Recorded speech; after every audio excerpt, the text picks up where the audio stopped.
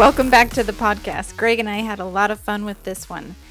Understanding yourself and other human beings around you is one of the trickiest and most complex aspects of life and relationships. Your personality begins to form from conception in the womb and as you grow as a child. You don't start to become aware of this until much later in life, and some people never gain awareness of who they are and what makes them do the things they do. For a long time, Greg and I were not a fan of personality tests until Jordan Peterson's Big Five personality. They felt too confining and victimizing, labeling you as a certain color or number. They weren't holistic, but human beings are much more complex than that. This personality test is different, and it's been peer-reviewed and works across cultures. In this episode, Greg and I analyze our personal levels of agreeableness, conscientiousness, extraversion, neuroticism, and openness to experience. There's a lot of laughing at ourselves through this process. We walk through and psychoanalyze our personal results on Jordan Peterson's Big Five personality tests in order to help you understand how these things play out in yourself, your relationship, and in your parenting. We also give a quick answer to a question we received regarding sex and conversation, the cycle of intimacy, as we call it. We received this question after a spouse listened to episode number 174 of the Marriage Q&A. We address falling in and out of love, major reasons for divorce, and deepening your intimacy in your relationship by making deposits instead of just withdrawals. We also cover why your wife cries and wants to talk while you just listen because she needs a mental and emotional outlet. A woman wants her man to be someone who will listen to her. Without this emotional vulnerability, she will never be able to open up sexually. Stick by your woman when she ugly cries, and she will love you even more. This is a very insightful and informational episode that will give you the vocabulary and words you need to articulate what's happening in your marriage and your life. This episode is sponsored by our Best Self Bundle. The bundle gives you tools, resources, and strategies that you need to reach upward and to become your best self, to develop your personality into what you would like it to be instead of just accepting what you currently have. Visit extraordinaryfamilylife.com and click at the link at the top for the Best Self Bundle and start today learning simple strategies you can use to create powerful, positive transformations in your personality. Also, make sure to check out Greg's Be the Man podcast and his Be the Man Masterclass. If you are a man or you know one, you need these resources. You can take the personality test we discuss at understandmyself.com.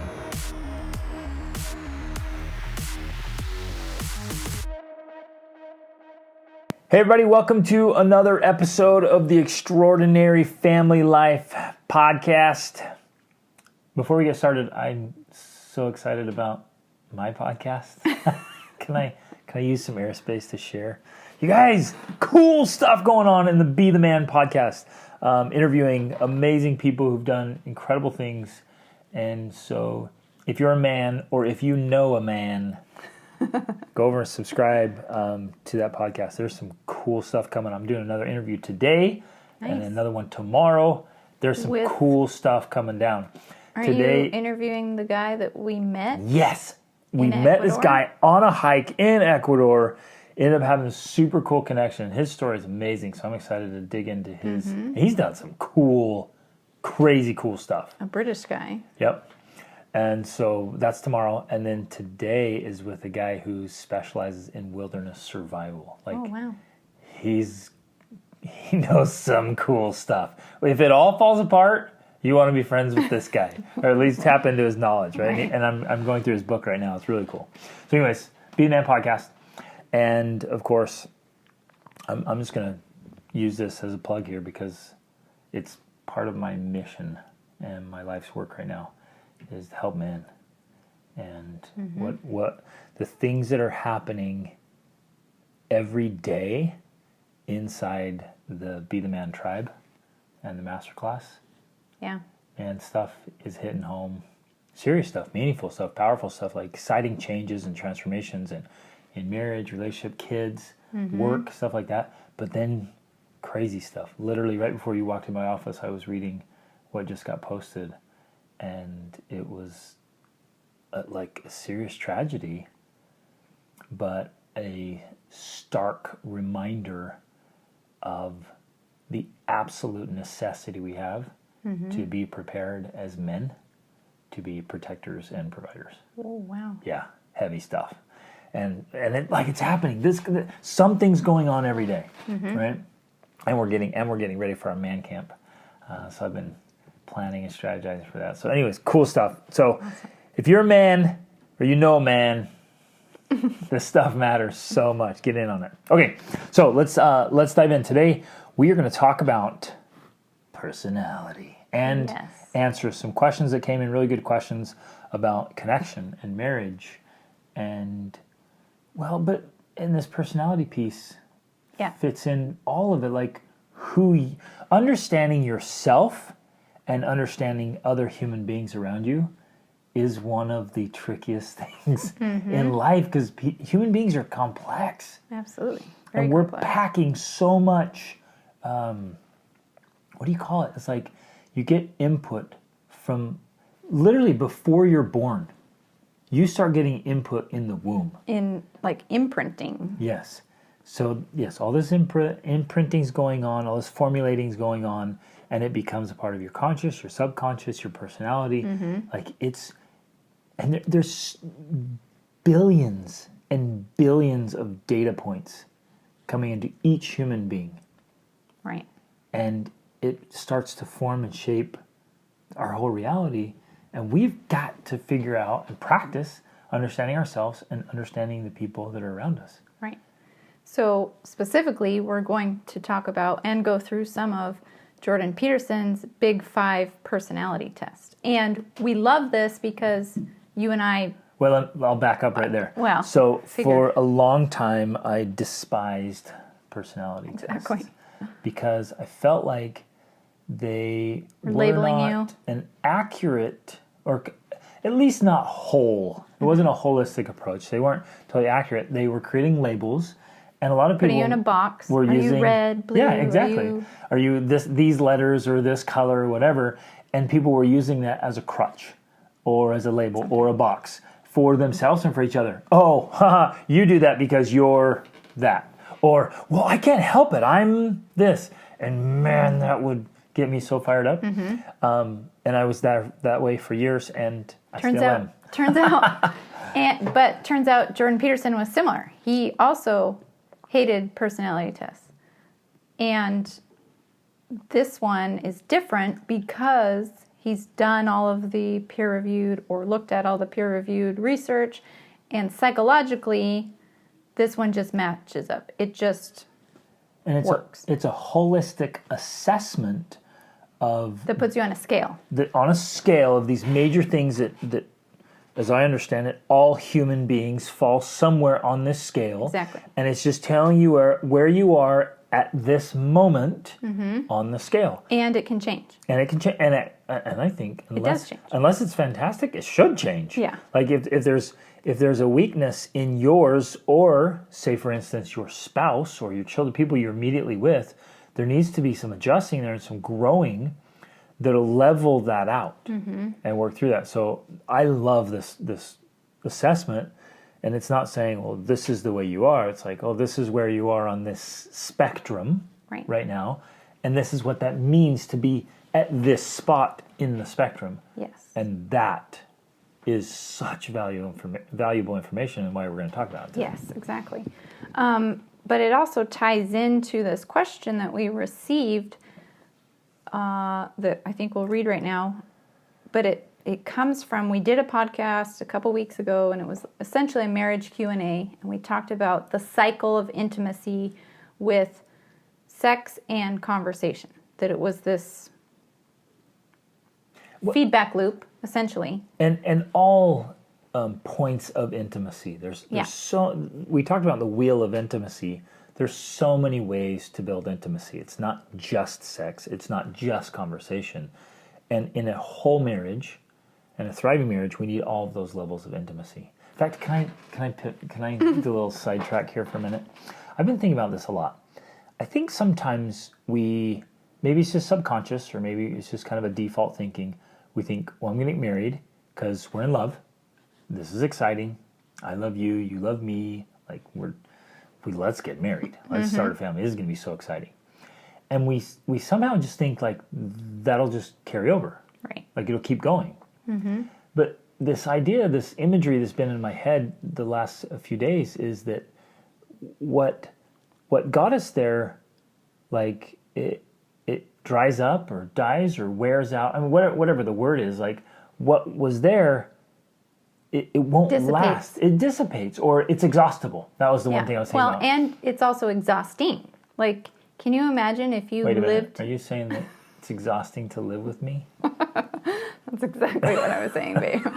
No, I remember actually my dad saying something about this, and it came from C.S. Lewis, these different types of love. And this type of love that we experience when you're in love, it is very exhausting in that it uses up a lot of resources, mentally, physically. Like, you stay up later, you talk, a lot of energy. Emotionally, exactly. Yeah. A lot of energy goes into that type of love, which is what draws you to getting married. Without that, I don't think people would get married, because they would be like, yeah, what's the big draw? You know what I mean? Mm-hmm. So it's necessary for that, but at some point, it does have to, biologically, it has to dissipate so you can still function, so you can go to work and you can make money and you can order the groceries. Yeah, I wouldn't leave your side ever. Yeah, I wouldn't. Exactly. Wouldn't go work. Nothing would get done. You wouldn't survive as no a species. Sleeping. Yeah, exactly. No, so that's really what it's like, and so it has to dissipate once that marriage is made, so that you can function in the regular world and create something else besides just love, right? What else is there? What else? That's what people think, though, That's what I still think. You're the best. Okay, but you're right. So it's exhausting and it's exhaustible and fitting in... Oh, keep going. I was just going to say, because I'm not trying to say that we're not in love. We are in love. It just transforms into a deeper, stronger type of love that's not... It can. It's more sustainable. Always. Right. Yes. It's more sustainable. Well, and it has to be... This was the thought I kept having, and I really want to emphasize this, and hopefully the way I'm saying this, or maybe you see it a different way, but this principle, I hope, sparks for those of you listening that it kind of clicks. It has to keep growing. Mm-hmm. It has to keep renewing. Yeah. So we are recreating our marriage inside of our marriage, right? We're getting a new marriage inside of our marriage because, well, again, there's so much complexity here. We're both changing. Yeah. We're growing. We're not the same people. We can't. So we're not holding on to this. When I was 23 and you were 21, right. We're not still like, remember when? We need that. We need to get that back. It's different and hopefully better. Oh, but some absolutely people, better. Well, it is for us. But I'm saying for other people, hopefully as it changes, it gets better. A lot of times it just changes for the worse, or it just kind of dries up, or it's exhaustible. What you had, it gets exhausted, and so you're married for 5 years, and then all of a sudden you're man, we just don't have what we used to. And then you hit 10 years or 15 or 20, and you're like, we're just hanging on because I would say, 20 years ago we said we would. Right. That's lame. I would say that is probably one of the main reasons for divorce, is because that's what's happening. What they had, they're trying to live off of that. They're trying to sustain their marriage off what they had when they got married, and it's not enough. No, that's all used up. Yeah. And instead of regenerating and creating something new and deeper and better, they're living on fumes. Right. Or we can go to another metaphor. It's a bank account. Mm-hmm. And honestly, I know you're passionate and excited and love when you get married, but let's be honest, it's a pretty small bank account. Right. It's like you're poor, starving college students, and your concept $10,000 of and love, you're like, yeah. Yeah, your concept of love and life, you're like, we're loaded, this will last forever. Exactly. And so you get married with your $10,000 in your account, and that just gets used up, and then you're just hanging on saying, well, we started this account together. Mm-mm. We'll hold on to this last cent till the bitter end. You're like, man, why aren't you making more deposits? Why isn't that account growing? Why aren't you banking on millions now? Exactly. Well, it's because you're not recreating your marriage. Yes. You're not building on it. And we will always come back to this point of working on yourself first and foremost, more than you do on anything else. And we're going to get into this with the personality piece. Is like, mm-hmm. I have to work on me, because that's an investment in you. Yes. And then we work on us, and that's an investment in us. Mm-hmm. And so we're renewing and recreating and revitalizing mm-hmm. the marriage as we go. Otherwise, this runs empty. Yeah. Exactly. Whoa. Okay, keep on with the question. Okay, so back to the Q&A podcast we did previously, and if you haven't listened to that, you should. We just talked about the cycle of conversation and sex. Specifically, we're focusing on that because I think ultimately, even though you can connect intimately in a lot of other ways, I think those two pieces are the linchpin of a marriage relationship because that's what holds it together. It's like the glue. It's the most important piece. But the question came back of, well, that's great, and I get a lot of fulfillment for both of those ways of connecting, having conversation, having meaningful conversation, and sex. But I feel like, specifically in this case, my wife doesn't want either of those as much as I do, right? So that's part of the question. My wife doesn't want that as much as I do. So is there something I'm missing? Or... well, what is it? Let's pause there for a second. Let's pause there because this can go both ways. In clients I've worked with or couples I've worked with, you'll have one of the couple. It can be the man or the woman. Either way, this rotates all the time and it shifts all the time between personality. What we're going to talk about today. Sometimes, the one of the couple has the much higher drive in a lot of things, and the other one's just. And sometimes it works where the other's like, well, I'm just totally content. I'm just along for the ride. That's great. I love it.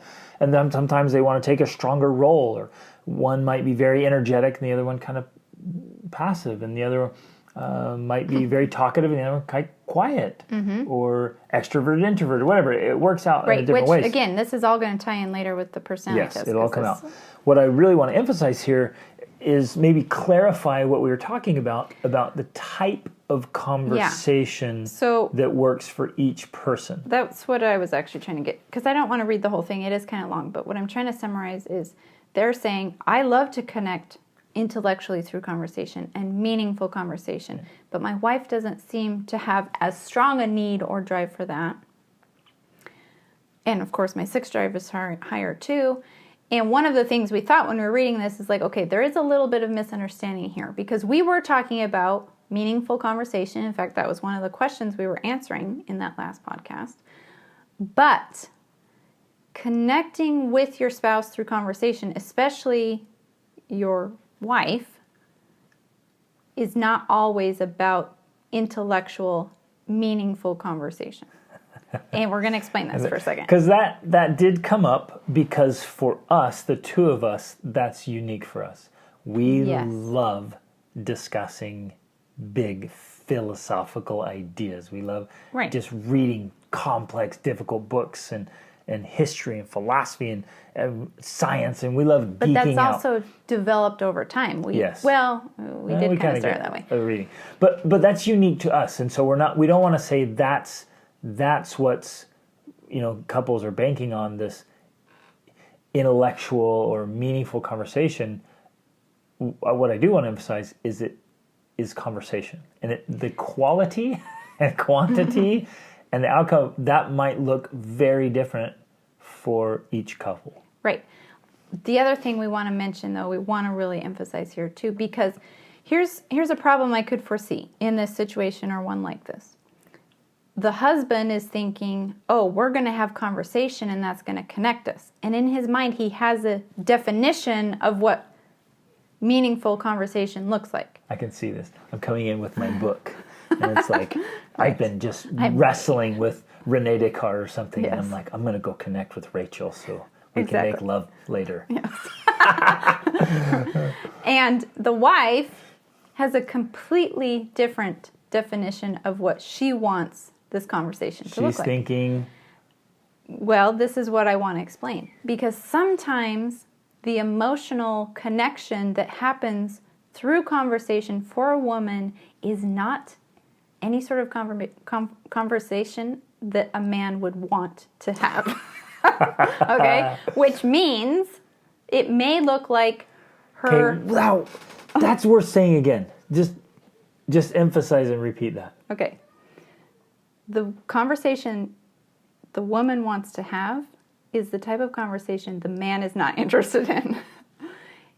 That is so important because if I mistake this and I think Rachel wants to connect with me through conversation, I'm like, I know what we're going to talk about. Mm-hmm.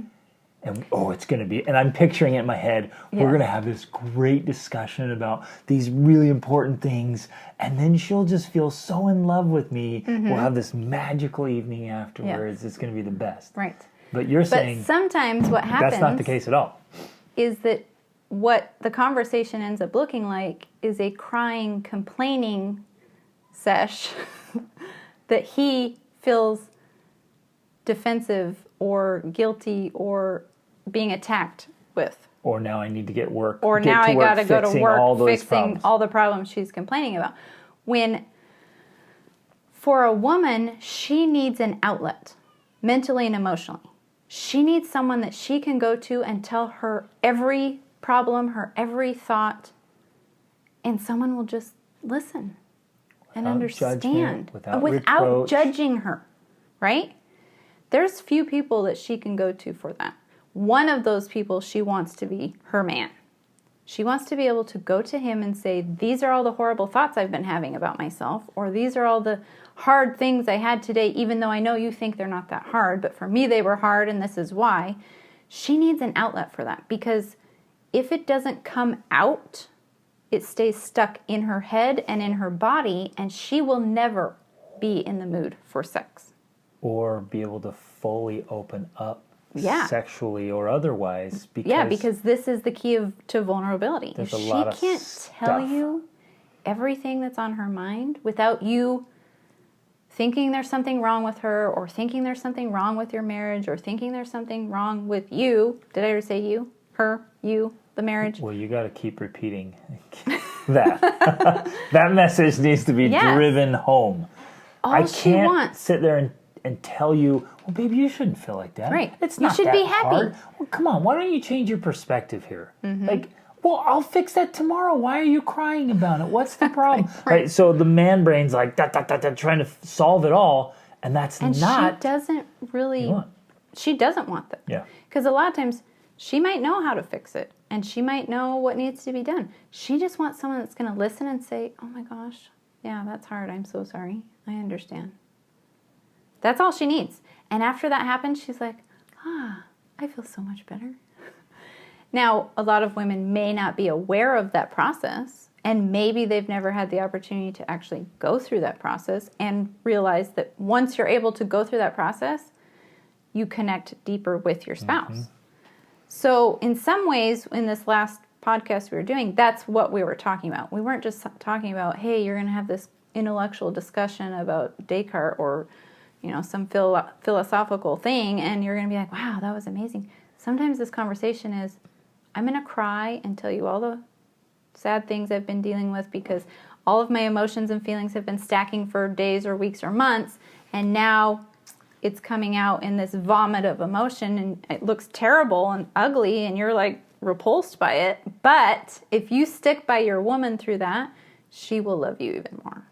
So and again, sometimes it will be intellectual. Sometimes it will be meaningful. Right. I'm not it'll be saying that doesn't happen. Sometimes the conversation will look like her just unpacking and processing out loud everything that's in her head or heart. And your part of the conversation is, yep, okay. And that's Touch is important. Yeah, so I'm touching and because if you can touch her through this process, she feels safer. Instead of withdrawing, you're scary. Gosh, this is getting scary. So I'm in those conversations, I honestly might not say much. Oh, yeah. You usually don't say much, and that's totally fine and expected. In those instances, it is not a technical conversation. No. It is a monologue where I listen intently without judgment. Yes. And the reason why a lot of couples don't do this, because they don't, is because when you initially start doing this process, it can be very ugly. Mm-hmm. Like, it's not a pleasant thing. Especially because she will have a lot of buildup. That's what I was going to say. She will have so much emotional buildup that at first, she's going to ugly cry so bad. You're going to be like, whoa, why did we even do this? This is horrible, right? But eventually it gets where it's not like I'll cry once a month and we'll have our crying conversation and that's it. And I want to point out too that if you haven't been in the practice of doing this and it is part of your couple dynamic, again, this might not be true for every couple, but it's pretty solid for a lot of people, generalizing, right? And so if you haven't been doing it and there is a lot of buildup and it's new, you're both going to have to work through it. And it might not, hey, let's do this because afterwards we'll connect and lead to sex. Like afterwards you're like, you might be like, wow, let's go to bed because that was exhausting. We're going to just work through this because stuff might come up. Oh, it will come up. And because she might be holding on to something for 20 years of like, well, you did this and I never talked about it. Or you always do this and I feel like you hate me, or I feel like you're cheating on me with your work, or I feel like, all of these things. It's going to be unpleasant at first. And some of it might be really painful. And again, this can go both ways, right? A husband might feel like he needs to share those things. So when it comes up, for the person speaking, it's not going to taste so pleasant or great. There's going to be some ugliness. And for the person receiving, it's not going to feel so great. Yeah, because you feel defensive, like, well, that's not what I meant, or that's not what I intended. And it might feel like an attack, or it might feel pointed, right? So, man, it's important to just get through this all and keep your cool. Don't react to it. Just sit with it, process it. Allow the emotion to be there. Yep, let it all go. Yeah. I actually, this is one of the things I did in the master class on Tribe is I invited all the guys I did one specific training and I asked them, like, come up with them some really solid questions to ask your wife. And then take her out on a great date, ask her the questions, and just listen.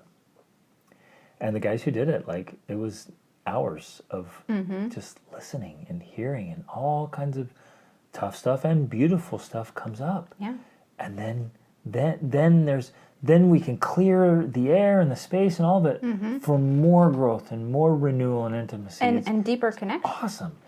And then when you get on a rhythm of doing this regularly as a couple, then there's not the buildup and the pain and the resentment that's been growing. It's like not nearly as painful at all the time. And so when that comes up, and I think I would say that's going to lead to fewer of those type of conversations where it's just like, oh, I got to just get this out. I got to explode like a volcano, because it's being processed regularly. And then it's actually strategically, it's easier to have more of the meaningful intellectual conversations. Absolutely. Because the other stuff's being processed and cared for. Well, not just strategically, but also physiologically, mentally, like especially for a woman, all of that stuff is cleared out. It's like tabs in a brain that we always, tabs on your browser, it's tabs in your brain. A woman has all of these tabs that are open, and some of these tabs have been open for 15, 20 years. And when she starts closing those tabs, now she has more space in her brain for meaningful intellectual conversation and for sex, because it's hard for her to get to that mental space of physical intimacy when she has all these open tabs. So again, going through this process at first, it's going to be a lot of work because there's so many tabs open. But as you do it regularly and consistently, then there's not as many tabs. And you're like, okay, I've got to close these few tabs, but it's faster, it's easier, there's less emotion, especially super intense emotion. And then you're like, okay, good. Whew, we all feel better. And there's more space there to connect in other ways. Love it. Yeah.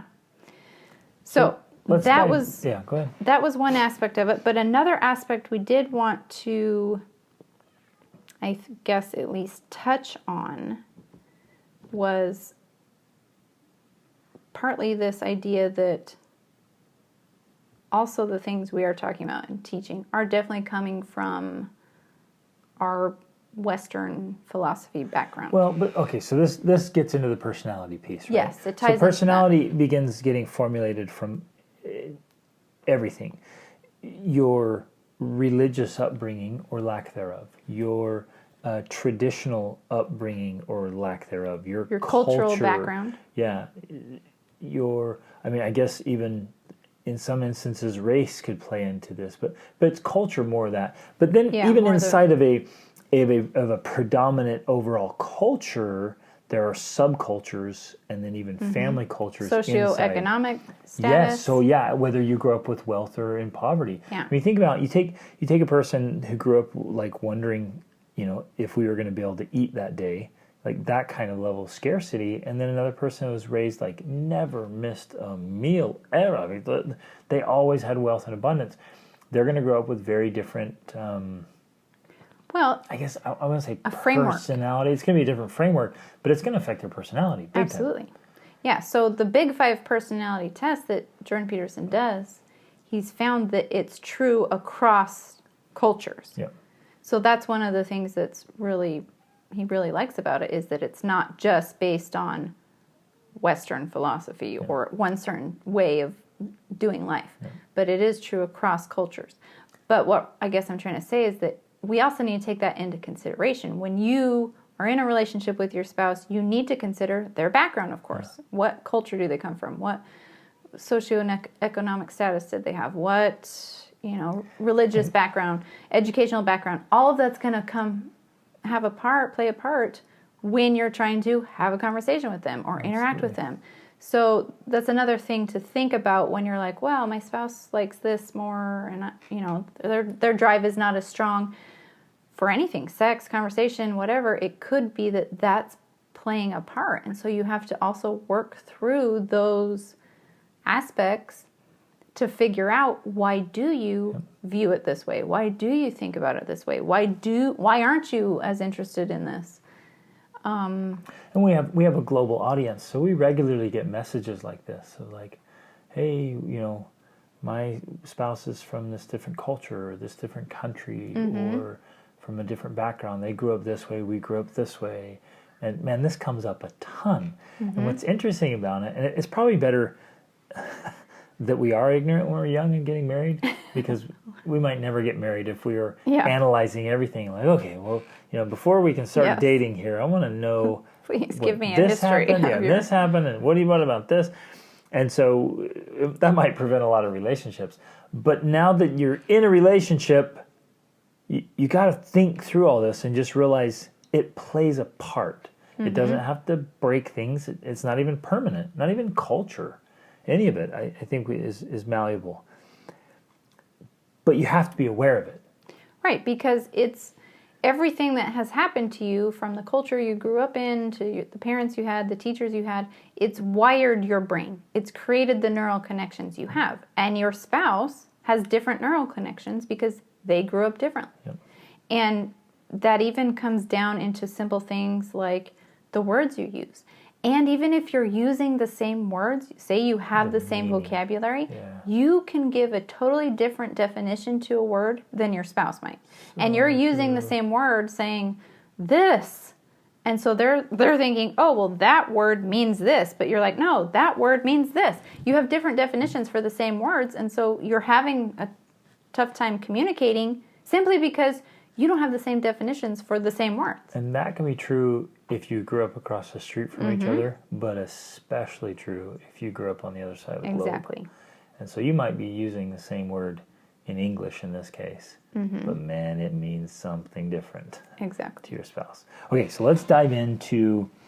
So he takes the big 5 personality traits and breaks them into sub-traits within each one. So we're not going to go through all of it because it would take so long. We could do multiple podcasts just on this.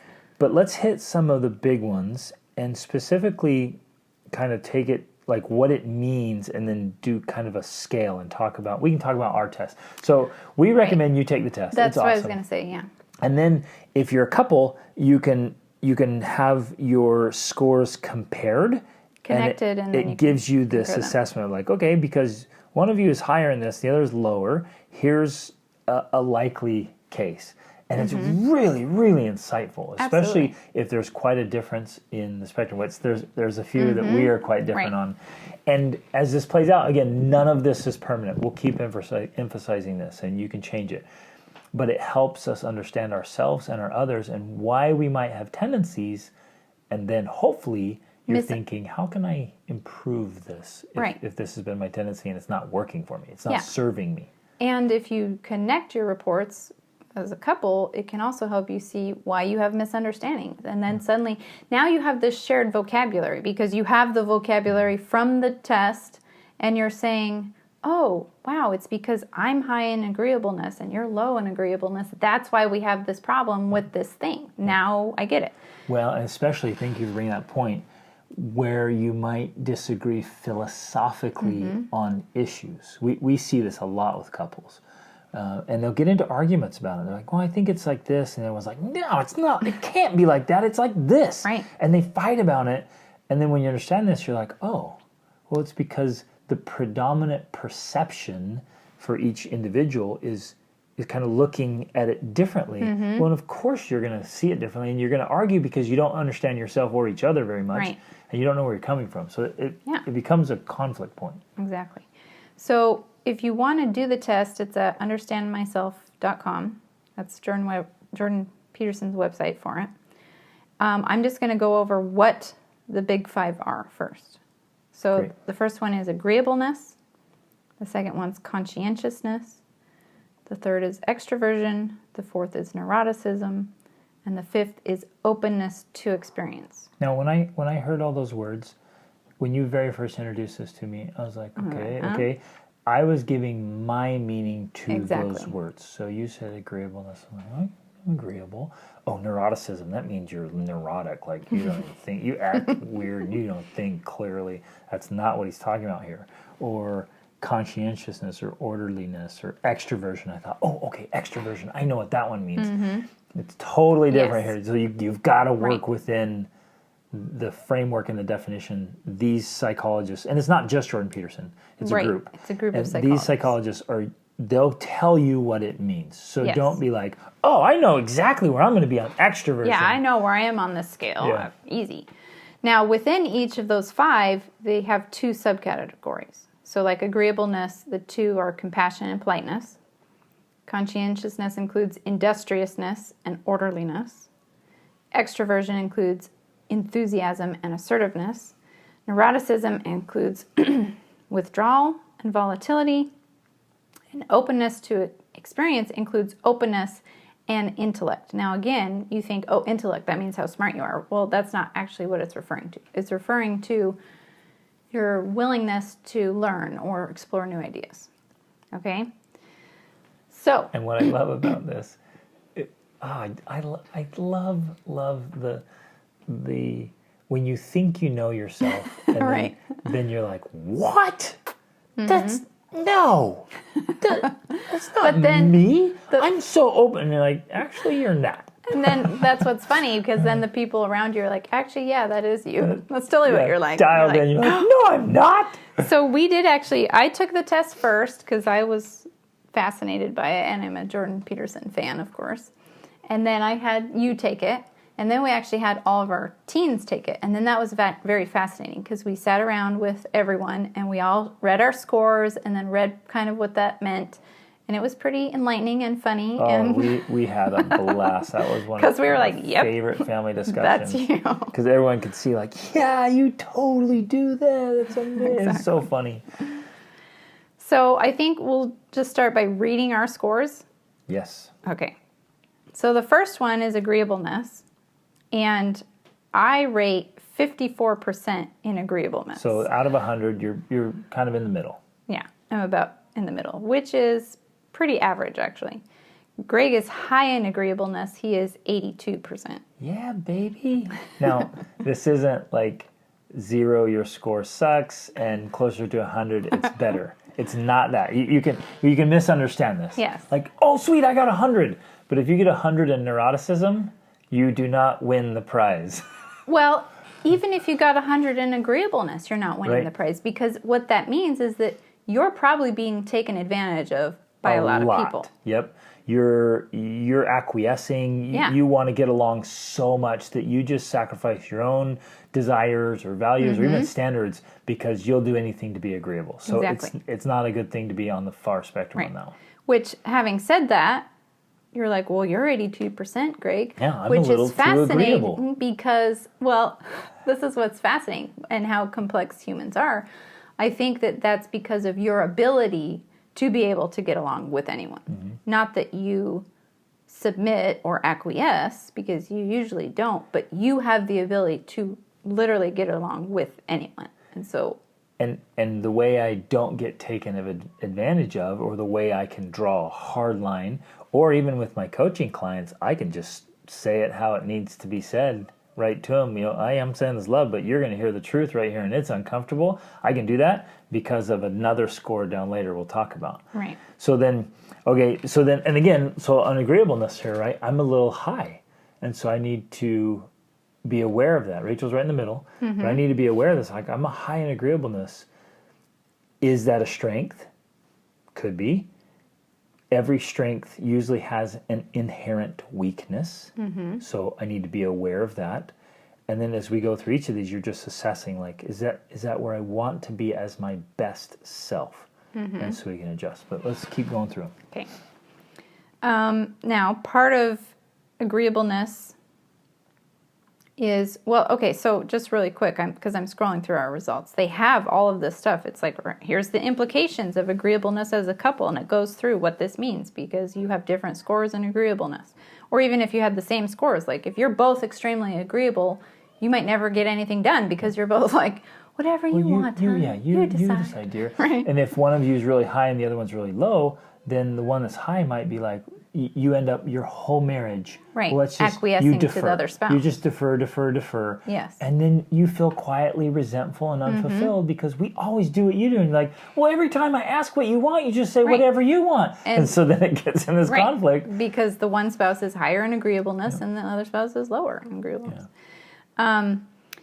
So then it talks about your virtues and faults as a couple in the framework of agreeableness. Yeah. Okay, so then part of agreeableness, one of the things is compassion. Now, this is what my family loves to laugh at me about. I'm 36% compassionate. I'm not a compassionate person. Which means, it doesn't mean I don't have any compassion. It's just very much like, hey, I expect you to fulfill your duties, and I'm not going to feel sorry for you if you don't do it. Like, get your act together. Come on, get it done. That's how I treat myself, and that's how I view the world, of like, just take ownership, responsibility, and do it. Greg, on the other hand, is 95% compassionate. And again, as you go through these and think about them, there's reasons for that.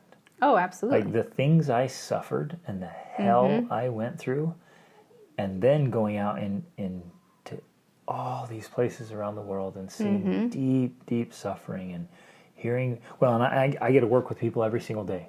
So I hear the story behind the behavior, why they do what they do, why they are what they are, almost always has some story. And man, it has just massively grown my compassion for people. And so I'm strategic about that. That is a chosen thing. I'm extremely high in compassion through my experiences and by choice. Like I've chosen that one. Yeah. And, well, a couple things here. One of them is, I find it interesting too, because because I know you are also very low in compassion, if that's what we want to call it, towards people who you think should know better. Right. They have all the advantages, they have all the opportunities, and yet they destroy their life. Like, you have very little compassion for people like that. Yep. So it's fascinating because you do have a lot of compassion in a lot of situations, but you can also be extremely harsh and judgmental. There are instances where you might see this as, you as listeners or somebody from the outside might see that as a weakness or a flaw in me. There are a few instances where you might be like, dude, you have no compassion. Exactly. Like, you have no heart. I'm like, that sucker knows better. And he violated and crossed that line. And man, that's when my fierce warrior comes out. Like, you piece of garbage. Exactly. Now, but overall, extremely high in compassion. Yes, but then on the other hand, I know when I was taking this test, I had a hard time answering the questions sometimes. They want you to go through it once and no input from anyone else. You're not supposed to, like, ask other people their opinion. Like, you're supposed to take it by yourself, take it one time. That's supposed to give the most accurate results. I've had clients take it and immediately say, I want to retake it. Exactly. I don't like my score. Right. But I had a hard time answering some of the questions because I thought, well, it depends. it depends on whether I'm interacting with my family or if I'm interacting with people in the world. I tried to give my answers on how I would interact with people in the world, where I feel like they would have been different if I based it off of interactions with my family. Because with compassion, I feel like I'm a lot more compassionate with my family members. And with people you know and care about. Yeah. Where, in your case, like strangers, you're like, they do their thing. And so you're right, there's more complexity. There's layers of complexity and personality. So you might be extremely compassionate with children, and especially my children, not compassionate with adults. Yeah. Or you might be compassionate with the elderly, and not so much with you. Not you, Rachel, but just in general, a person might be compassionate with the elderly or people who are ill or something. There's massive amounts of compassion. You're like, no, you're healthy. I have no compassion for you. Like, go, right? Right. I have little compassion for healthy-looking men who are begging on the street, because I'm like, dude, go get a job, right? Yep. But I do have a lot of compassion for begging children in other countries. Like, I've seen that in India and Guatemala, and I have a lot of compassion for that. So it definitely changes, right? Yeah. So, yeah. There's a lot to this. Okay. Another part of agreeableness is politeness. Politeness, I love this definition. It's essentially like compassion is telling people what...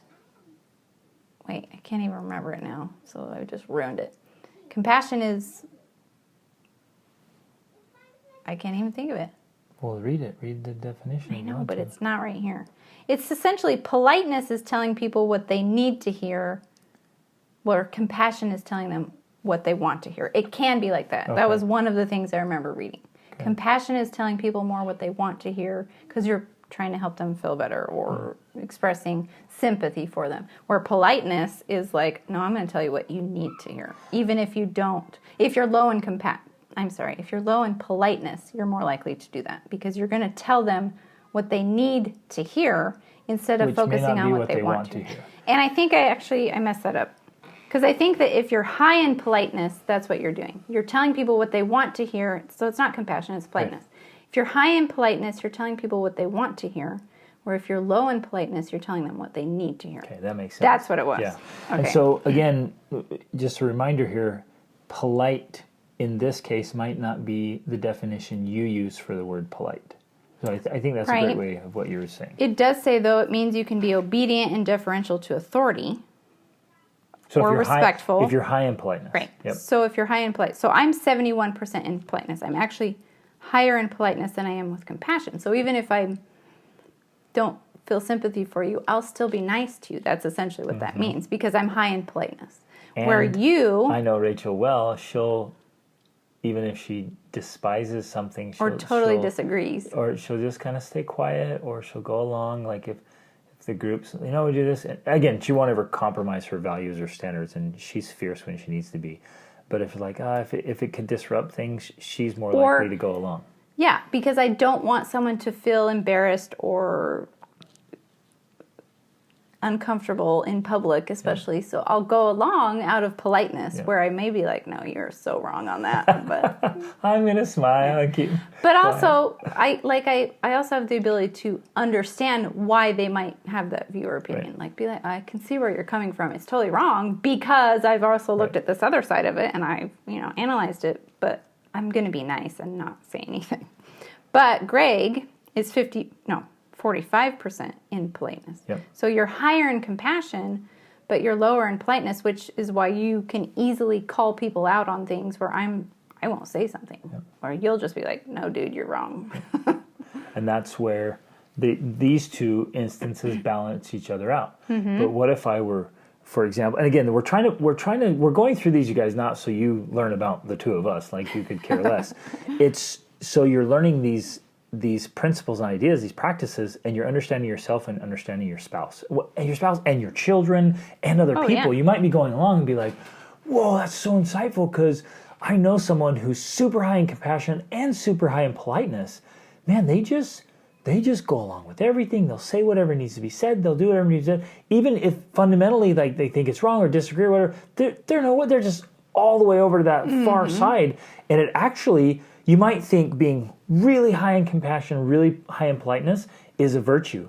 It's not. Yeah. It actually makes you really weak and vulnerable. And people who are often victims are very high in agreeableness, compassion, and politeness. And so people take advantage of them massively. Exactly. And that is an extreme danger.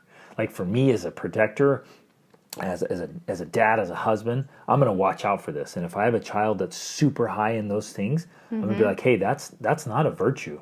Once it goes too far, it's not a virtue. It's exposing you to be totally taken advantage of by people. And that's what's happening a ton. So many victims are victims. They get taken advantage of because of that. Absolutely. Plus, besides the other side of this too is... Ooh, I'm sorry. Hold on to that. Go ahead. Bullies. I'm low in agreeableness. No, you can't go. Just kidding. Bullies and predators, they literally are out fishing, hunting, looking for people who are high in those things, who will be pushovers, who will be gullible, who will fall for their story or their plea or whatever. They're out. And it's conscious or subconscious. I don't know. Some people it's conscious, conscious. Subconscious. They're out there just filtering through the masses of humanity, looking for someone. So if it's a man who wants to take advantage of a woman, he's just filtering through the whole bar or the whole church congregation, wherever. He's just filtering through all these girls, looking for someone who takes pity on him and just does whatever he says. And anytime she's like, yes, yes, yes, yes, and he's like, got it. And then he's a bully and a predator. Yeah. Man, that's just sick. That's the guy I have no compassion for. Those are the ones right there. But that's indicative and important to recognize. And I want to point this out because you have no compassion on those guys, despite the fact that you understand why they are the way they are. You understand their background and their psychology that makes them predators. And I would be. And I've would have compassion on them. With men in maximum security prisons, and I know their story, and I hear why they do what they do, and I get it. But I've worked with people who've committed horrible, horrible atrocities because horrible atrocities were committed on them. Absolutely. And I do have compassion for that.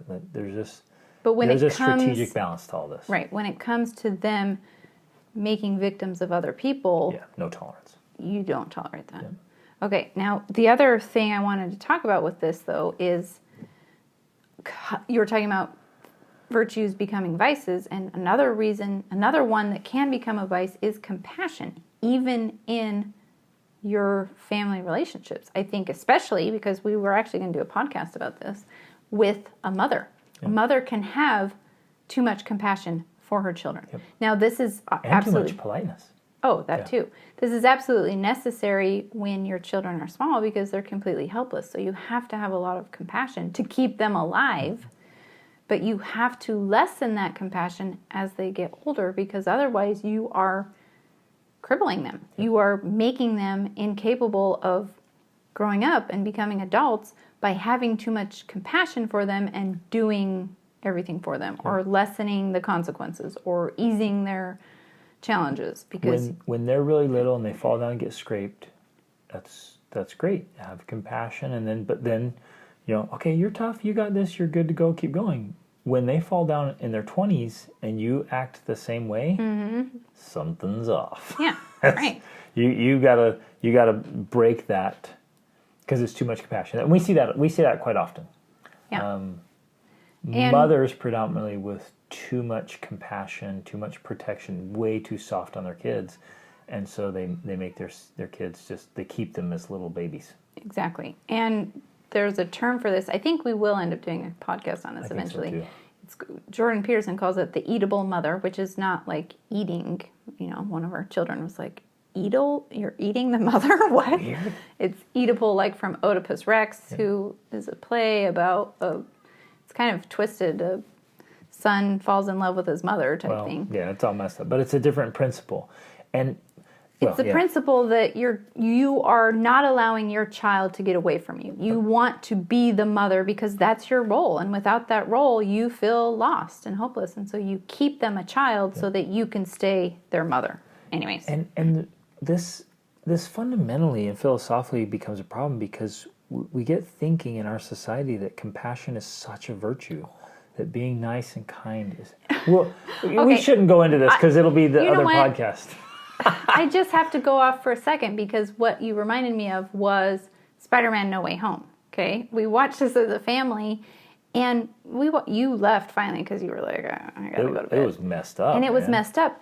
And this is one of the top, if not the highest producing movie ever, worldwide.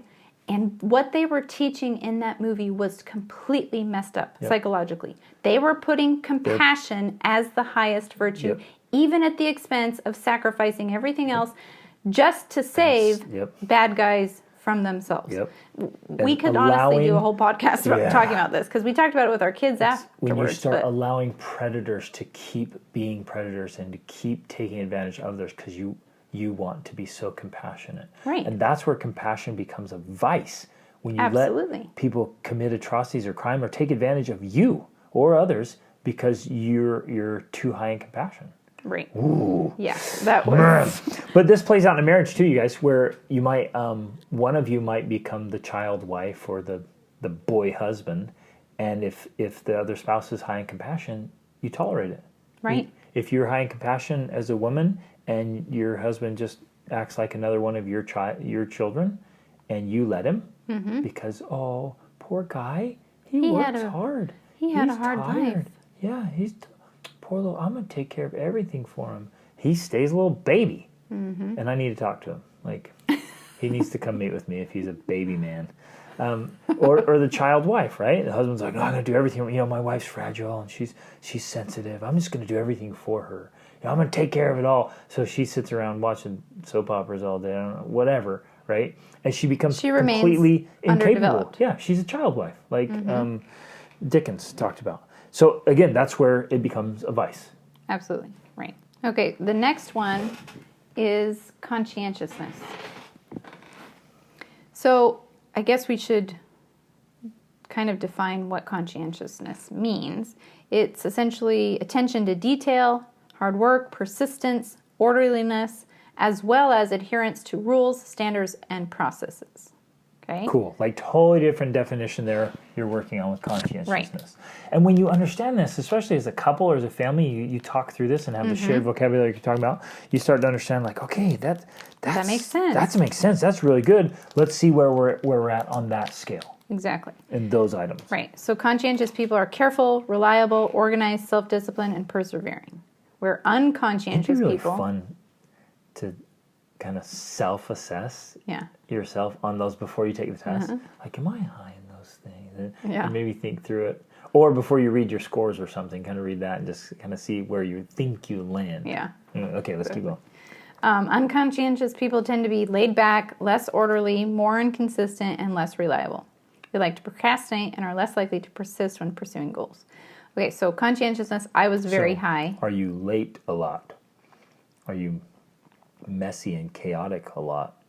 I had some coaching sessions this morning where we were talking about how the chaos in your mind becomes chaos in your closet or your bedroom or your car or your desk or your work.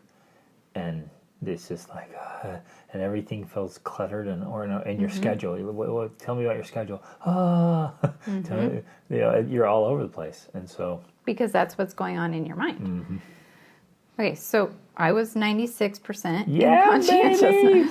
That's Rachel my strength. gets the award. But you were... Because you're very orderly. Oh, You're very detailed. Extremely detailed. Right. In fact, speaking of, we mentioned earlier how we change and grow and evolve throughout the years of marriage. This is one where I made a big transition. I was going to say that, actually, because you are high on this test. You're 93%. Now, when we got married, I guarantee you were not at a 93%. I would have been like a 9. Maybe a 39. I don't think you were that bad, but you were probably average, so maybe 40 to 50%. So that's something that you definitely have, I guess you could say, improved on, or changed at least, is conscientiousness and attention to detail and orderliness. And that has been deliberate, because as I wanted to grow and improve. Absolutely. I was in the free wandering, just, I guess, the caveman. caveman, gypsy, whatever. Like, and I didn't care. Yeah. And so that changed. But again, okay, just for reference, if in your marriage, one of you is really high and one of you is really low, that's going to be a constant source of conflict. One of you is really organized, really neat, really scheduled, and the other one's like free-flowing with the wind, whatever, I just want to be free. And there has to be a balance there. If both of you are super high but kind of to a fault, that could cause a lot of stress or strain for your children, for other people around you, or if both of you are low. Again, this is a good one because it plays out in so many elements of life. Like, you're just trying to run the house and do life together. If you're opposites or you're both one or the other, it become a fault. Now, both of us are quite strategic and conscious of ours, so we're high really by choice and strategy on this one. Although I would say there was probably some years there where I was more towards the middle on conscientiousness, and that was at that time intentional because we were living a different lifestyle, we were traveling, we were trying to be minimalist, we were no schedule, total flexibility. And, that worked for a while. I think eventually I came back towards this because I think it's more my natural state, I suppose. And I think even though we both have very high scores, I would honestly say, not that this is rude, I would say your score is maybe a little bit lower, and I think that it keeps me more balanced, ultimately. Because otherwise, if you were as intense about things the way I'm intense about things, I think our house and our life would be a lot more... It's like Jordan Peterson says all the time. You're trying to keep the balance between chaos and order. You don't want to be in one or the other. Exactly. You want to be balanced between them. He even uses the analogy of like having 2 feet. You want a foot in chaos and a foot in order. Yep. Because otherwise, if you're too orderly, it's too sterile. Well, it's too fully planned rigid. Versus spontaneity. Right. You want both. Yeah. And if you're too spontaneous or too planned, things get out of balance. Right. Yep. So I think you have the ability to be high in conscientiousness, but I think naturally you're a little more relaxed, honestly. I like adventure and spontaneity, and in that there's not much conscientiousness. Although it's interesting because, and again, I think the whole idea here is you're not stuck. No personality is permanent. And if you're trying to be your very best self, you're consciously working on all these areas of your life. And you're going to be kind of... playful and free-flowing and have a good time, but you're also going to be dead serious when it's time to be. Right? And for me, like even when we're out adventuring, man, I'm crazy high in conscientiousness for any risk, any danger, any threat. You're paying attention to all those details. I'm going through street smarts and book smarts and survival smarts and fighting smarts. I've got all this stuff going on, but man, we're out having a blast and having a good time and trying street food and talking to strangers and going everywhere, places we've never been before. I'll lead trips to places I've never been. I'm like, let's go have a party. Right. But I'm also simultaneously really dialed in on things that matter. Right. So I'm working both awareness. Yeah. So the way that any of these can manifest may look totally different. Even if we had the same exact scores, the way it plays out in the real world could look very different. Yep, absolutely. Yeah. That's a good one. Okay, so part of conscientiousness, one of those things is industriousness, which has to do with like how much you value hard work, how guilty you feel when you're not meeting expectations, how much, you finish what you start, you adhere to schedules, things like that. I was 93 in industriousness, and you actually came up as a 95. Yeah, baby, I beat you. Woo! Not this is competition, but let's all make notice that I beat Rachel. Because Rachel can get things done. Now, this is interesting, though, too, because industriousness has its faults, of course. You may judge others harshly. You may be likely to believe that people fail due to their own mistakes and failings rather than due to external circumstances. I think in some ways that's true for both of us. We tend to have this view that if you do the work and if you take the right actions, it's like a formula. You'll produce these results. So that can be a fault sometimes where I think that's where your compassion balances that out. But for me, I struggle a little more because I'm lower in compassion. Like, come on, just do it. Get it done, people. Did you do the work? If not, you get the reward, buddy. And then the other aspect of conscientiousness is orderliness. I was 95% in orderliness, and you were 80%. So this is where I think, again, what we were talking about, how it can play out differently in the world. You're high in conscientiousness, you're paying attention to the details, but your orderliness is less, meaning, your desk's not in a perfect row with all the pencils and everything in order. It's you're paying attention to details that matter to you. Yep. If that makes sense. Okay. Extraversion. This podcast is starting to sound like it's about us. Like, it's not about us. We're just sharing our results for context. Hopefully you're all going here, okay, interesting. Who do I know that's like this? What about myself? And you're thinking through the dynamics of it all. And I hope this is helpful walking for us because it's playing out in our relationship and with our children and with people we work with. And so we're trying to just give you a shot. We can't go and talk about somebody else's score. Right. So we have to talk about ours. Our kids. Right. But I hope this is giving you an idea and as you're going along, everything's kind of clicking for you. Like, okay, that's interesting. Yeah, I feel like I'm this way or my spouse. And take the test so you know. But then realize that this is what's going on. There's so much going on behind the scene that you may not be aware of. And it might be causing conflict or it might be amazing. You're like, gosh, we've always had this work out really well with our marriage. Well, this is going to be part of it. These elements here, what's at play here? What's going on behind the scenes? Exactly. Because I know for us, we learn a lot by having real life examples. And so we're just in this case using ourselves as a real life example because it just helps to solidify it or shed light on it for your own situation. Yep. Okay, extraversion is the next one, which this is associated with positive emotion and an enthusiastic and assertive approach to the world. Generally, if you are high in extraversion, you usually make spontaneous, fun, and enthusiastic partners who are motivated to seek out excitement and thrills. That's me. Okay, this is where it's funny. Because I am 18% in extraversion. Super low score.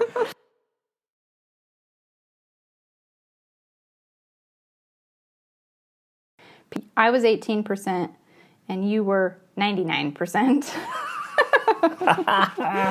Okay, so here, this one's a perfect example of, and there's another one coming in Neuroticism, where we are vastly different. Mm-hmm. And this has played out in, you can imagine, in a marriage, 21 years, how many times something like this would play out. Right. And we've had to navigate this. Mm-hmm. Now, is my, what was I, 90 what? 99. 99. So it's the highest you can get. You can't get 100. You can't get 100 because I get the highest score possible for extraversion. Yes. Okay? And again, this was purposely, deliberately acquired. Well, because if you had taken this test as a 16-year-old, you would probably have been like a 10. I would not have gotten this. You were extremely shy, timid. You couldn't even look at people in the eyes when you talked to them. Pretty. I don't know that I had a positive outlook on life. I was like, hey, life. By the time sucks. I met you, you did have a positive outlook. Yeah, I had created a massive transformation because I wanted to be.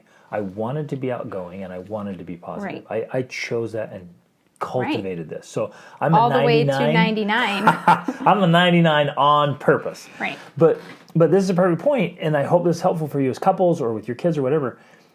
You can navigate this. Right. And we have figured out ways to make this work really well in our marriage. And it hasn't been this big pain point or a recurring problem. There's no chronic issue here that we're vastly different in extroversion.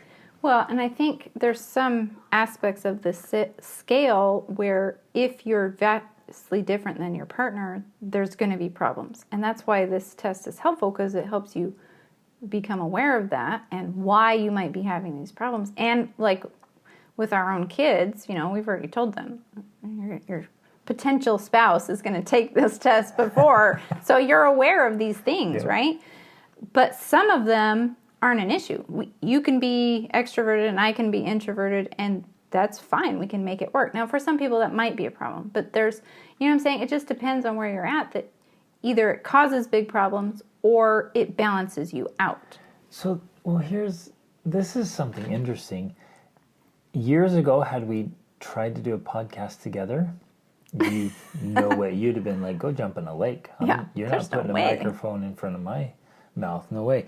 And so you've grown into that. Right.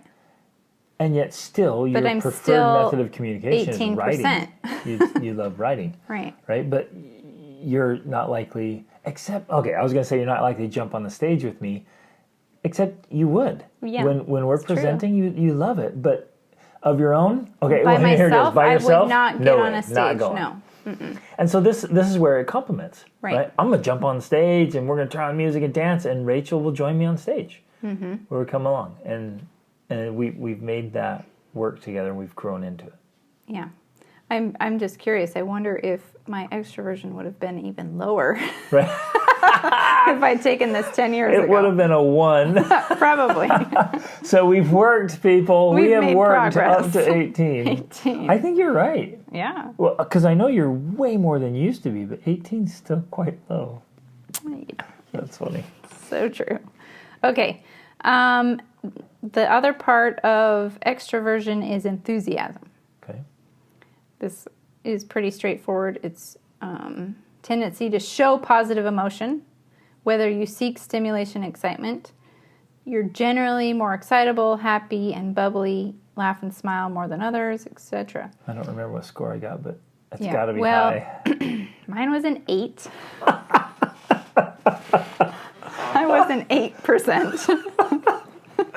Oh, man. In fact, this is so funny because I think generally when I do get excited, people think I'm mad. We had a conversation the other day with our daughter and her boyfriend, and he was saying something later. He's like, why was your mom so mad? And my guy was like, she wasn't mad. She was excited. Oh, man. So anyways, you were a 99. Wow, yes. So 8 and 99 in enthusiasm. Yeah. But this is funny because when we got married, you used to tease me that I had no pulse. You're like, are you alive? Like, right. I got to check your pulse here to see if you're alive. Because I've probably made progress in becoming more enthusiastic. We're up to an 8 now. We're up to an 8. Rachel's enjoying life much more. 8 times as much as when we first met. That's right. That's huge progress. Oh, that's so funny. Anyways. Okay, next, assertiveness. This is related to motivation to put your ideas forward, influence others, achieve social status. If you're higher in assertiveness, you tend to advance your own opinions, you communicate in a captivating manner, and you climb to leadership roles within your community. I am actually... Hold on, pause before you do that, because those will be good. I want to just say, as a couple, if we were both really low in enthusiasm... we would be dead. You can all imagine what that would look like. It'd be a kind of a flat line. And that's probably the case for some couples, I'm sure. Right. And like, we're not throwing anybody under the bus, but you just have this awareness. If you're both low in enthusiasm, my estimation, again, I'm a 99 here, might be a little biased. My estimation, you got to raise that. Otherwise, like, you're just everything's blah, blah, blah, blah, blah. And you don't have to be a circus clown. You don't have to be bouncing off the walls and wake up every morning like I do. And it's another great day to be alive. Exactly. You don't have to be that, but you also don't want to be the Walking Dead. Right. If both of you are zombies, you're going to raise little zombies, and the poor little things will just be like, life sucks, then you die. Exactly. Right? You're going to raise Eeyore. So you got to be aware of that, right? Well, of where this plays out. And again, like, despite my low scores, I have learned to be more, I think emotive is one way to describe it, because that is one of the things it's talking about. It's how much you show positive emotion. I've learned to feel positive emotion and then show it. Right. And so I've learned to show more positive emotion, even in simple ways. Like, it's not the way you do it. I'm not yelling and screaming, but I'll sing or I'll hum or I'll talk about, oh, I'm so grateful for this, I'm so excited for that. I take those things and I do them in my own way to show those emotions, if that makes sense. So now back to assertiveness. This one I think is a pretty common and can be a frustrating issue for marriages and families, especially because in life you got to figure out how to get things done, which requires assertiveness. Yeah, absolutely.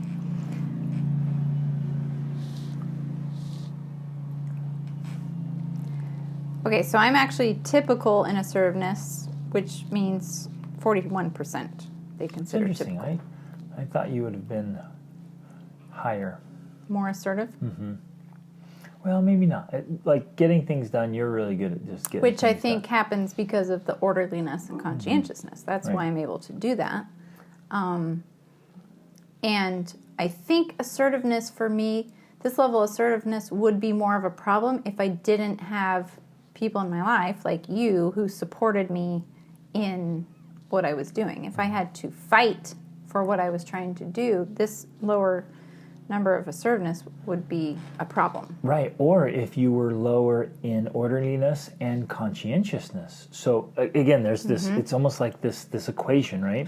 And so because you're higher in those, it carries the assertiveness where if you were low in all of these, and say you take this test and you're low in conscientiousness, low orderliness, and assertiveness, you're going to struggle getting much of anything done. Exactly. It's going to be really hard for you. Right. Now, you were a 99 assertiveness. You're kind of extreme here in a few things, You're just like, well, bang, all the way up there.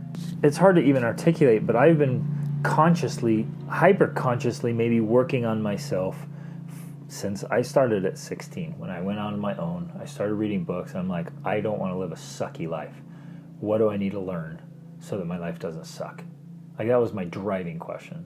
And then as I bumped up against weaknesses or faults or things, I'm like, hey, what do I want to be good at? What do I want to be really strong in? And I realized there are weaknesses built into every strength. But I chose the things I wanted to excel in so I could create the life I wanted to. And this is one of them. Yeah. And, in a marriage, this could potentially be a problem, something like this, where you're extremely high in assertiveness. Now, again, I don't think that this is because you're a domineering person, because it does say people who are very high in assertiveness tend to take charge, they put their own opinions forward strongly, they tend to dominate and control situations, or romantic partners, right? I don't think you're high in assertiveness that way. It's just because you are high in confidence and competence. So I think it's that type of high assertiveness. If not, this could be a problem because I'm average or below average. You could be dominating or asserting your way of doing things all the time because you're higher in assertiveness. So I can see this being a potential problem. Right, in a lot that of could be one of relationships. the inherent weaknesses in being really assertive. And I think my high assertive score is just in directing my own life. Yes. Like I am going to live my life, and I'm going to do what needs to be done. I'm going to live in a great way. But I think knowing, I remember thinking about this when when our kids were really little, knowing that my drive could be overbearing, and so I had to temper it Down to a 99. Just I had to scale back to 99. No, I had to temper it in its outward explosion. Yeah. That hey, this is for me and how I lead my life, but it doesn't have to carry over and push that hard on others. So in this case, I think your assertiveness is inner. It's not always outwardly demonstrated as a 99. Yeah. But I guess what I want to, again, bring up for people listening is you need to be aware of this. Because if you are naturally more assertive than your spouse, you could be domineering over them without knowing it. Right. You're just like, this is just, I make the decisions. I do this because that's how I am. When your spouse might maybe they are resentful and you don't know it because they're way less assertive. Right. They don't know how to dominate or just even put forward what they want to do, their ideas, their desires and dreams, and it's getting squelched or lost inadvertently because you guys aren't aware of this. So that's something I think that's can be very watch out for, big time. Watch for that, and that might, you might have a spouse that's low in assertiveness, and kind of that low score might look like, oh, I don't care that much, so you go ahead and do it. Which that can be complimentary and help sometimes, but it can also create an atrophy of where, like, no, you do it, and then you have one spouse doing everything. And I can think of couples I know of and I've worked with where one spouse is carrying all the load, and that doesn't work because the one spouse will get burnt out. There's also a condition where I know people who are both really low in assertiveness, and so they struggle achieving making progress, or getting things done, doing what needs to be done to run a family and live life. And you're like, hey, why are we struggling with this issue? And then when the test comes out, they're both low in assertiveness. That's why. That's one of the reasons why. Right. Okay. Neuroticism is next. Now, initially, define this one. You had kind of a negative view of what neuroticism means. Although, I still do. Okay. But it's different than what the definition I used to use. But it's associated with a person's propensity towards negative emotion versus emotional stability. So neuroticism is a measure of your sensitivity to negative emotions, such as pain, guilt, shame, sadness, irritability, defensive anger, fear, and anxiety. So it's sensitivity towards it. Yeah. And it's a tendency to see past, present, and future negatively. Yes, so exactly. Basically, it's essentially that if you're higher in neuroticism, you tend to look through the negative lens at things. Now, this is interesting. Before we give our scores, that I want to bring up, this is true with all of these traits, but I think especially here it can be important because generally, if you took a scale of all humanity, in general, let's go with neuroticism, women are going to be more neurotic than men, meaning they're going to have more of a propensity to have negative emotion than men are. Now, one of the reasons that Jordan Peterson points that out as being important is because we're the responsible ones for caring for the species. Exactly. So we have to be more sensitive to negative emotion or bad things happening because historically, especially, if we didn't pay attention to those things, our infants could die. Yep. Our children could die if we didn't pay attention and say, oh my gosh, this child has a fever. They might die. Let's do something about it, as opposed to like, oh, no big deal. They'll be fine.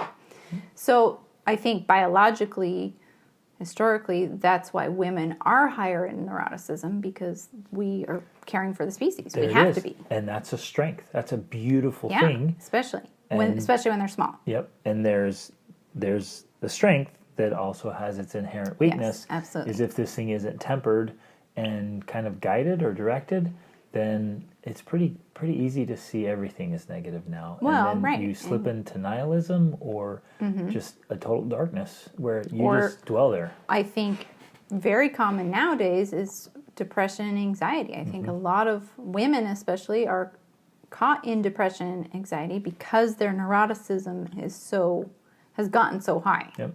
Because you can change that. Yep. You And as a society, I think we've done a really crappy job of perpetuating this and exacerbating it. With the news, almost all news is negative, and then it's spread. So now we have this generation that has higher levels, both in intensity and number of individuals, higher levels of depression and anxiety just across the board, and a lot of negativity. And so we're in a time period definitely where this has been conditioned into a lot of people and perpetuated and exacerbated. It's a problem. Yeah. Yes, it has, although I still believe that it's also just inherent because it's a survival mechanism. Sure. That's it's survival brain. Yeah, Yep. that's its evolutionary function, if you Right. want to go there. I It's like that. to help you survive, because if you never thought anything bad was going to happen, then you wouldn't Take protect precautions. yourself Yep. from dying, You're right? exactly right. So Yep. It is certainly, I think where it has been exacerbated for sure is that we're no longer protecting ourselves from saber-toothed tigers or some other horrible thing from happening, Right. but we're still living in this survival mode when now we're trying to survive from People the feed on saying social mean media. things to Right, us. exactly. Yeah. So we're it's, having conversations with someone we disagree with. Yeah. You're making me feel unsafe. Exactly. So we're having way more anxiety about things that are not as dangerous as they used to be. So that's where this has become a major problem. Yeah. Okay, anyways, I am 56 in neuroticism. Good job, babe. Which is actually typical or average, they say. Although there's only one other person in our family that's higher in neuroticism than me. And you were a 0.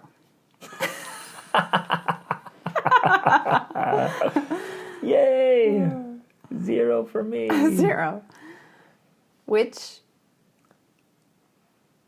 is probably pretty accurate. I think I have all the negative emotion and you have not. And again, this, you guys, I don't want this isn't about the Greg and Rachel show, but I hope it's all insightful. This, again, has been extremely strategic. Okay, if anything else, I keep talking about my journey because I want you to know that personality is not permanent. Yes. Man, I was born into a situation in a family that, like, life motto was, life sucks, then you die. That was the family motto. And when I was out on my own, temper. Yeah. Oh man, I had a fierce temper, and when I was out on my own, life did suck, and sometimes I wanted to die. And I thought, just everyone's a rotten turd. Like, you can't trust anyone. They'll take advantage of you as soon as they get a chance. And, oh man, there were these time periods where I was like, this is horrible. Life is horrible. Existence is horrible. What's the point? Right? So I was in that dark hole. But as I started to grow, I realized for myself, I'm like, I don't want anything to do with that. Now, I'm not naive about the darkness, and I'm not Pollyanna. Well, actually, Pollyanna gets a bad rep. I think that's a great book, and she's awesome. I think Pollyanna's awesome, and I think putting on that lens of seeing the good and looking for the good in bad things can be a fantastic thing. Again, the inherent weakness there would be naivete, right? Where you're just kind of clueless and like, oh, nothing's bad and nobody's bad and everything's good. Right. Nothing bad will ever happen to us. That's naive and dangerous. But I wanted to see the positive outlook. I wanted to turn down my sensitivity to negative emotion. Right. And it's not that you don't feel negative emotion, but I think you feel it when it's rare, when it's relevant or important. Like when your brother died, you cried. I felt the full weight of it. Yeah, you were extremely grief-stricken, but that was an appropriate response. Like that is an appropriate response to the death of your brother, would be that kind of emotion. So being low in neuroticism doesn't mean you don't have negative emotion. It just means you're going to feel it when it's appropriate, where, I might cry over a made-up sad thing in my mind, or that's not going to happen for you. You're not going to be crying over something you think of in your mind. Right. I think another potential danger here is some people might kind of numb. They check out. Mm-hmm. And so they don't feel very much. That could be also an inherent weakness in a very low score. And a very high score, and I've had clients score 99. That's the highest score. In a very high score, they're going to see everything in their past, everything in their present, and everything in their future as negative. Which is essentially that is hard. Yeah, you're thinking of the worst case scenario all the time. Yep. And you're looking back, for example, into your past, and what you think of is the bad things that happen.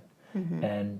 And something good happened, and you say, well, yeah, but I did stub my toe on the way in, and it really hurt the whole concert. Even though the concert was great, my toe was killing me. Right? You're just looking for the negativity. Yes. And like, yeah, everything's good, but there's no way this can last. Yeah. Right. And so it puts a dark cloud on your life if you're not careful. Right. Which, again, I think we balance each other out in this, and we've had this conversation many times, because as I'm writing my memoir right now, I keep Exactly. writing these. I wrote the prologue to my memoir, which is on my website right now, racheldenning.com. You should all go read it. And Greg read it, and he was like, that is so depressing. Like, babe, our life story is Our amazing. life is so amazing. We've had all these amazing experiences. We've done all. I'm like, yes, And you are right. You write about the worst day you had, and like the next day, everything was better. But for me, well, for one thing, obviously, a story is always better when it includes the light and dark, when it includes the good and bad. So obviously, that's why it's in So there. it's going to include you and me. Exactly. But the other thing is too, yes, I had and I have more of the tendency to, even with our amazing life, which I can't deny has been absolutely incredible, I tend to remember the negative things where you'll be like, what? I don't even remember that. I'm like, don't you remember we had no money and that? And you're like, really? Yep. Where you tend to remember just the positive things. Yep. Now, that's not that's necessarily bad or wrong. It's just very different, and our awareness of it has helped us to understand and navigate these situations instead of like, no, you're wrong. It wasn't like that. It's just like, oh, well, this was my view. And it plays out, this scenario, our difference here plays out a lot. Mm-hmm. And you're right, it's almost like that was a really bad day. Well, I'm not even going to dwell on it or remember, like, see ya. And I'm like, that month was amazing. That was the coolest adventure ever. And you're like, well, don't you remember how we got there? I'm like, oh yeah, that was tough. Okay, but the thing was amazing. And that's really how I've programmed my brain to function. So this will play out, you guys. It's like this ongoing joke we have where Greg's like, having a baby, that's just like one day, And I'm like, one hard day. No, it's not one day, okay? It's like 18 months of misery before and after. So, anyways. I love it. Okay. But again, having this understanding really helps you out, because when we are having these conversations, it's easy for us to have this vocabulary and be like, well, remember, hon, I am a 56 in neuroticism, so now you understand where I'm coming from and why I see it differently than you. It's not that you're right and I'm wrong, or vice versa.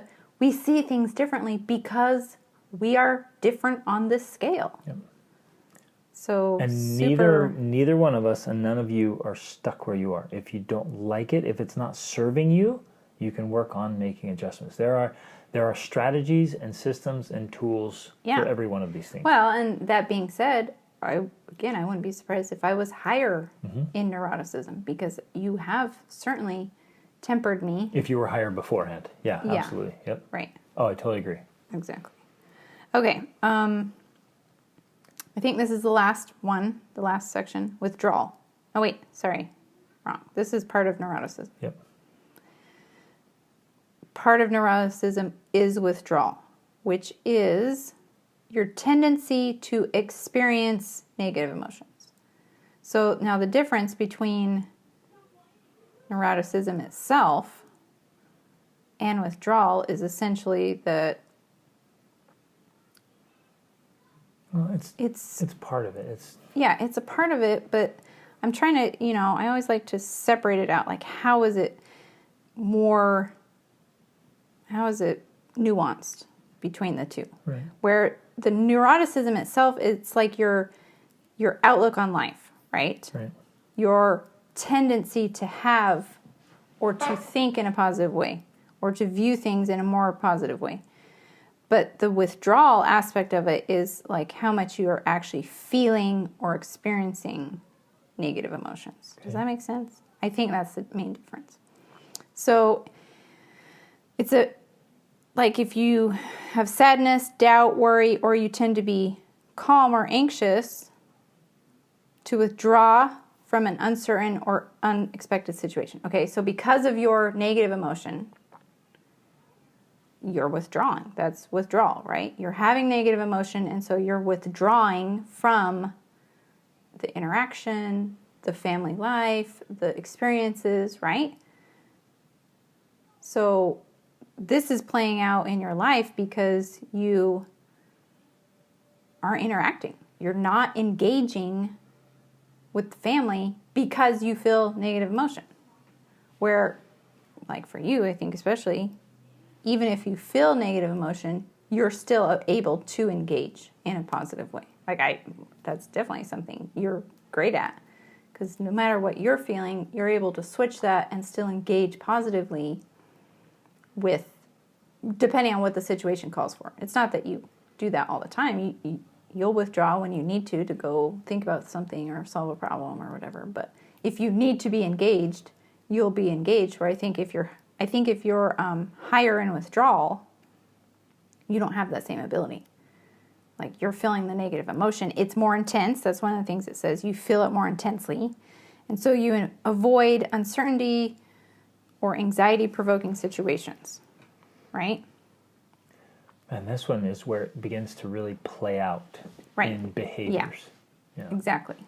And we've seen this before in couples and in family relationships, that if you're higher in this neuroticism, and especially if you're higher in the withdrawal as well, because you could be high in neuroticism and be lower in withdrawal and still engage or whatever, but it just starts to create this cycle of disengagement. Yep. Well, and pain and frustration and hurt, and it'll start to snowball. I have clients who've been high in neuroticism and high in withdrawal, and man, that just, everything feels like a dark cloud, and it starts to wreak havoc on your life. Well, because the irony is, the more you withdraw because of your negative emotion, the more the negative emotion remains. Where if you engage in the world and you do something to try and change that state, like, that's how you change your state. That's how you get more positive emotion, is by engaging in things that are going to bring those positive emotions, which isn't going to happen naturally unless you're intentional about it. So I was a 57 in withdrawal, which is pretty much matches up with my neuroticism score, and you were a 0. Got another 0. So that might have been a little confusing, but I think hopefully that clarifies it a little bit of the difference between it. And then finally, the last part of neuroticism is volatility, which is kind of just the mood swings, essentially, like your emotional stability. Are you going to have predictable moods with normal variations? Like, you should have variation in your emotions. You're not just going to be, even you're not just one stable emotion the entire day. You have ups and downs, but your range of up and down is generally narrower than most people's. Your high is high, but your lows aren't that low, unless they need to be. You're not, swinging pendulum. You're not a swinging pendulum. I'm more of a pendulum than you are. This is fun because I had forgotten all my scores. So I'm like going back through. You're like, wow. I was a 53, which is average, and you are a 1. I'm up from 0. You're up from 0. Yeah. Which means I have a pulse. So, and some feelings. Well, it says you're very stable and predictable in your moods, which is true. Your mood is generally positive. I expect that all the time. Our family expects that all the time. In fact, if you're ever not positive, meaning we're like, I'm pensive about something. I'm sitting in the corner thinking about some we're idea. Like, what's wrong? What's going on? Are you okay, Dad? I get it all the time. Yeah. Dad, what's wrong? Are you okay? I'm like, what? Like, you look so upset. I'm you like, look sad. I was just thinking about a book. Yeah. It does say they very rarely express their frustration, disappointment, irritability, and appear reasonable when they do so. I would say that's true. I don't think that you don't express those things. You do, but it's a fairly reasonable expression of it. Okay, last one. This is long, I know. But I hope it's so valuable. It's insightful, because I know doing this process has been extremely insightful for us, and that's why we're going through it, because I think it's good to go through.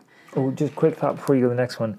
If a couple, like one of you is really high in volatility, man, that's going to be tough. Yes, and then if both of you are really high, wow, that's going to be crazy mood swings and fights and deep depressions. I mean, you're going to be all over the place, and so you're going to want to temper that and work through that.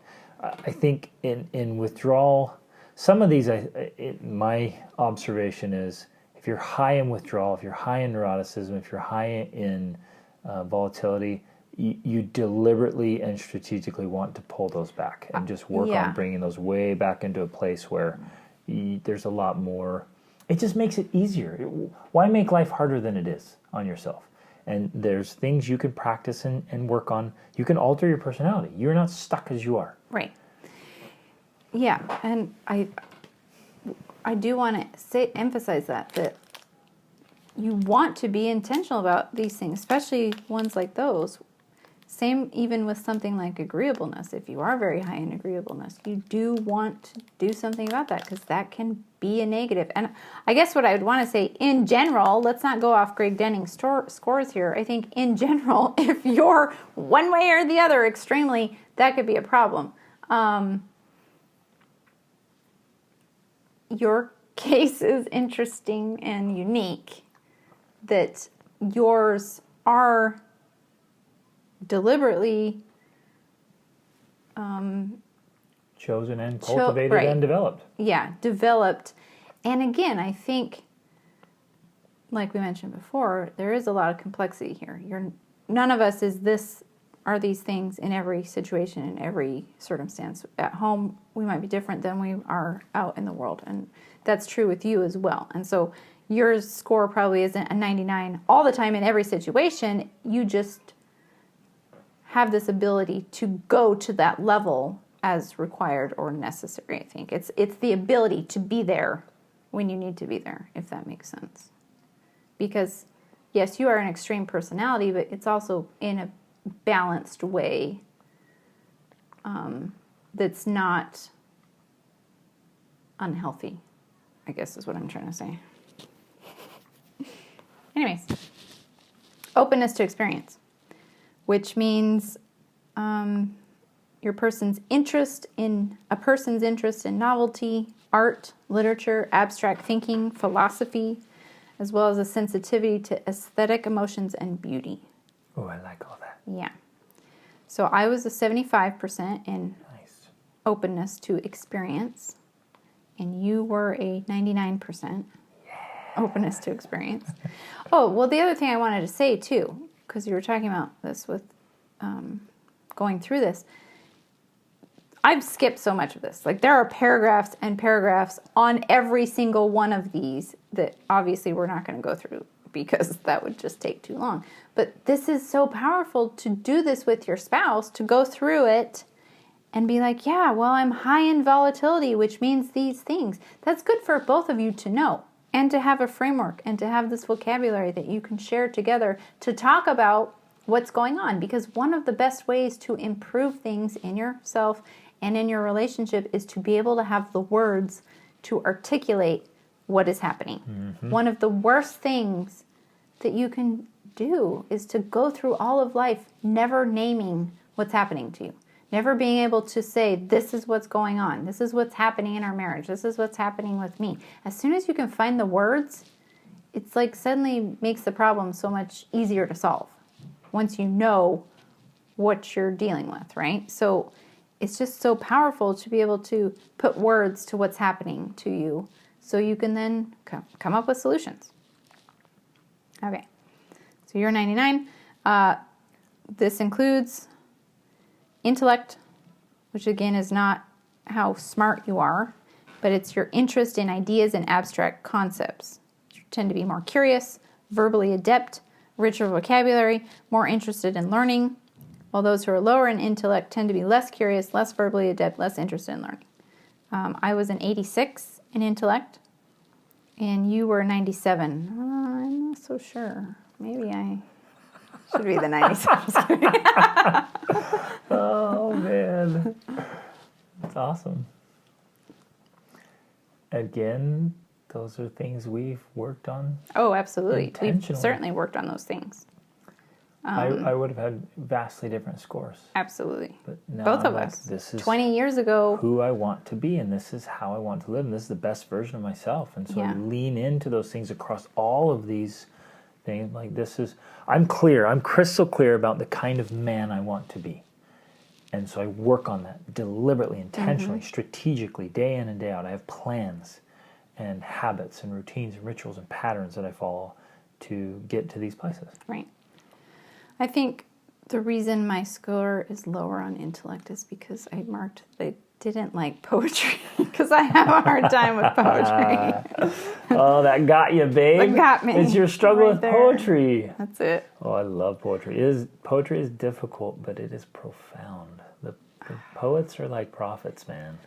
And Shakespeare. I just have a hard Oh, time I with love Shakespeare. Shakespeare. That's what got you That's your it. little score, That's what it babe. Okay, last one. Never vote against William Shakespeare. Exactly. Okay, last one is openness, which is... Wait, before you go on, sorry. Every time you start a new one, I keep thinking like, okay, how does this play out? If you're both as a couple, or your kids, whatever, they're super low in openness to experience, that can create problems and can create a dull life. For one. So as you go through each of these, see where you're at, and maybe one of you is really high, like you just want to experience life, and the other one's like, no, I don't care. I just want to sit here in my bedroom. That's going to be a challenge, and so you're going to have to work through those things. And in all of these, my advice always is lean towards the better. So if I'm kind of sloppy... Towards the higher ground. Towards the higher ground. Higher ground. That's the way to say it. So let's say I'm kind of sloppy, disorderly, a little... chaotic and whatever, and Rachel's more orderly and which more clean, again was the organized case with our marriage. I pulled you towards those things. And there's a source of conflict there. I'm like, she wants it one way. I'm like, I don't care, babe. It doesn't matter. Well, what should we do? I feel strongly about I don't care. It doesn't matter that much. She feels strongly like it does matter. Let's do it. Well, let's go towards higher ground. If she wants our bed to be made super nice and look great and everything to be ordered, okay, let's go there. Because it's higher ground. Now, it can go too far, but if where it has to be absolutely perfect. One of you is like, well, no, health matters. Let's eat healthier and feed our children healthier. And the other parent's like, it doesn't matter. Just enjoy life. We eat snacks and whatever. Like, if there's you both are trying to hold your ground, well, go to the higher ground. Eat healthier. You made it sound like snacks are a bad thing. What you mean is like junk food. Junk food is what I meant, exactly. Because we snack all the time. But if one of you's like, junk food is what makes life happy, and the other one's like, no, kale chips and seaweed make life happy. No way, they do not. Oh, okay. I just had to throw out some extremes. But go to the higher ground. I hate kale chips and seaweed. I'm not going to that higher ground. I don't think it's higher. That's the real point. Whoa. Okay, openness. So this is people who are higher in the aspect of openness tend to be artistic, creative, sensitive to beauty. I was a 51%, which is average. And you were 97.